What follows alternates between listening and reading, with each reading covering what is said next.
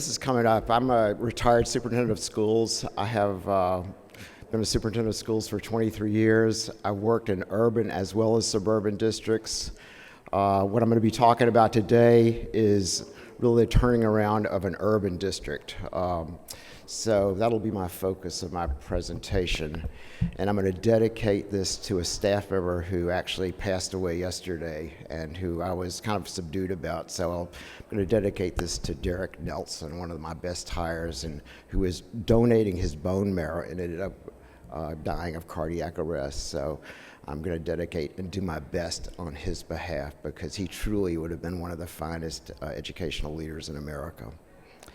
So, and the pitch here is that targeted innovations, although really working well, you could have a good English program, you could have a good trauma prevention programs, but to really make a big difference worldwide. I guess I disagree a little bit with the presenter yesterday, Mr. Reed, who did Netflix, but I think that the large public school systems, urban school systems have to turn around. So this is the best story that I've been able to find, and I was a part of it, so I want to share that with you today.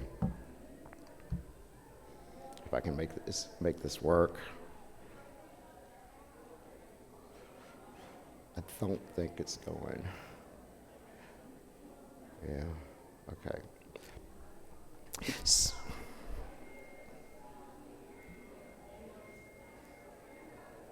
I'm just trying to back it up. So, okay. So this is the system. It's 5,000 students, 80% free and reduced lunch, 85% African American, 13% Latino, and there's this very typical demographics of most urban districts in America.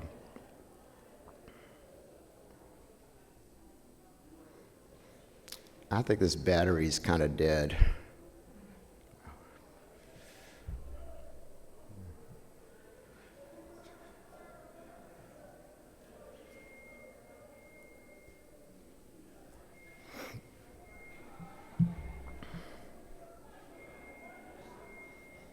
So, I'm just kind of start with some results. The graduation rate in 5 years went from 52% up to 74%. Acts of violence reduced from 56 down to 11. On the state tests in mathematics, it went below 40%, like 38% up to 85%. And in the area of language arts, they went up about 50% up to 80%. And the question is, how did this happen? Some of the elementary school improvements included instructional coaches in each of the elementary schools, which included math, science, social studies, and language and technology. These people were designed to help teachers teach. They weren't designed to teach kids. And also we had universal preschool, which obviously develops trust with the parents, but also develops skill with the younger children. So at the secondary level, the major intervention was personalization. One of the things that we did immediately was we had 45-minute periods per week where a faculty member met with 12 students. This is very unusual in high school. We introduced sort of interesting classes. We introduced Mandarin in kindergarten and in 9th grade. We also had the local TV station put a local access TV station in the high school, and that became a real popular kind of curriculum for the district. The overall impact was increased rigor and engagement of instruction. So how can leaders think differently to make this kind of thing happen? I've identified three factors. When I retired, I did a lot of reflection as to why this took place. There were impressive results, but I wasn't sure why it took place. When you're a superintendent of schools, you're so busy, you don't know why things necessarily work. You don't necessarily know why things fail as well. There were three things. Entry, learning as much about the district before you got started, before you made decisions. Second, I identified that many in the district believed that the status quo was okay, so we needed to change the mindset. And one of the goals that came out of that was raising aspirations. And last was networking with organizations, many of the kind of organizations that we've heard presented today. So the first question is, how does a superintendent of schools or a principal or any leader assess the needs?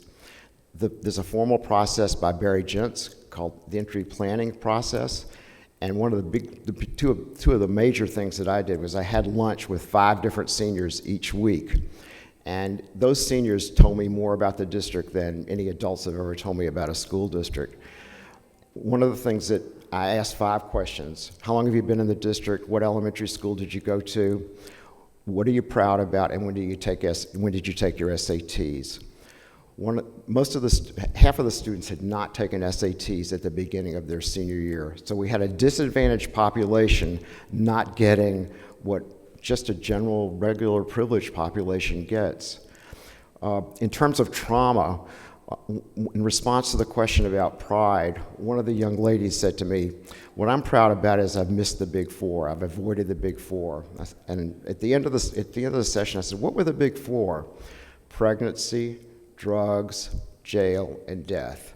I asked the students regularly how many knew someone who was involved in the big 4. Everybody raises their hands. So in a disadvantaged school like this, you have kids who are facing trauma on a daily basis. When I talked to the adults, they were more than willing to accept the status quo. I mean, the guidance counselors were unwittingly complicit in keeping the kids from going to college by not even advocating their taking the SATs. So the response was pretty easy. We just got the educational testing service to make it a site for SATs, and we paid for SATs and PSATs starting in 9th grade. And this is just a listing of disparities. One of the most glaring disparities, that I can just give you a quick example, we were hiring a middle school principal. We had 15 applicants. The neighboring district, Milburn, New Jersey, had 150 applicants for the exact same position. So one of the facts of life in urban districts is they have to become a career destination.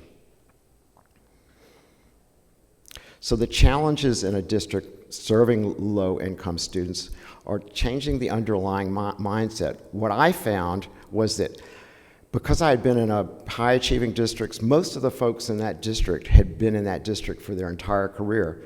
They were used to the way things were, and they kind of accepted the fact that most of the kids are not going to go to college. They're not going to get into skilled trades.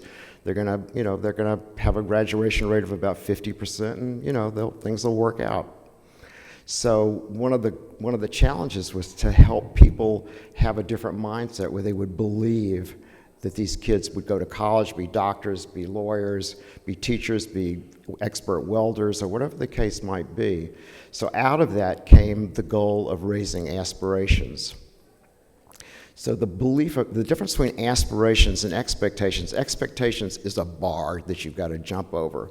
Aspirations is a place, as a destination, a place you can go, a place you can be as a profession, have a personal life. You can be a doctor, a lawyer, and you can chart out the steps.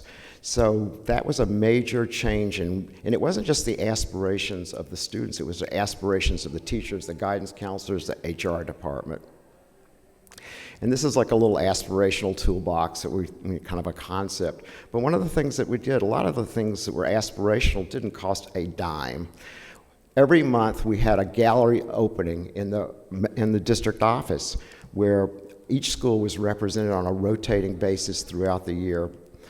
Parents, community members, the mayor, everybody came to that. I mean, one of the most pleasant experiences I would see a parent line up their child next to their artwork and take a photograph with the whole family with that piece of artwork. And we'd give refreshments. We'd make it like a real professional art gallery. And that kind of practice continues to this day.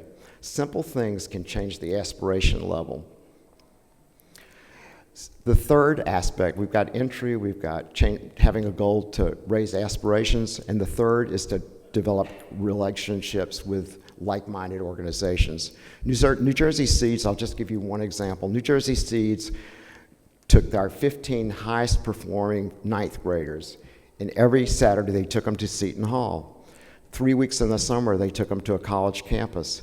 They then helped them with their college application process, and they also then helped them once they were in college. It didn't just help those 15 kids, it became a model. If those 15 kids could do it, why couldn't everybody else do it?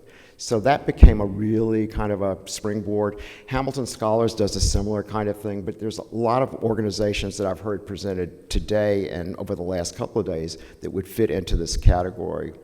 So what happens when leaders think differently and do different things? Well, you get higher graduation rates, you get increased college acceptances, increased student achievement, greater parent involvement, proud students, staff, and faculty. My last year in Orange, 2 students got into Ivy League schools. One young lady got into 5 Ivy League schools, and a young gentleman got a full ride to Wharton at the University of Pennsylvania. No one could remember ever a student from Orange going to an Ivy League school. So if it can happen in Orange, it can happen anywhere. I don't think I'm particularly special about being a leader or so brilliant or anything. They're just practical things. So my 3 takeaways for you are: learn about the organization through an entry plan, develop trust, understand the strengths and weaknesses of the organization. Second, figure out what kind of, especially in urban districts, I think Orange is probably not atypical, that a lot of the people who've worked in urban districts have always worked in urban districts. So they have to understand, they did visit the highest achieving school districts in the state, need to understand what it takes to be a high achieving school district. And in New Jersey, what happens is that I'm very atypical, having worked in an urban district and a suburban district. Most superintendents have either spent their careers in suburban districts or in urban districts. And lastly, to network with those who prioritize the needs of students from low-income backgrounds.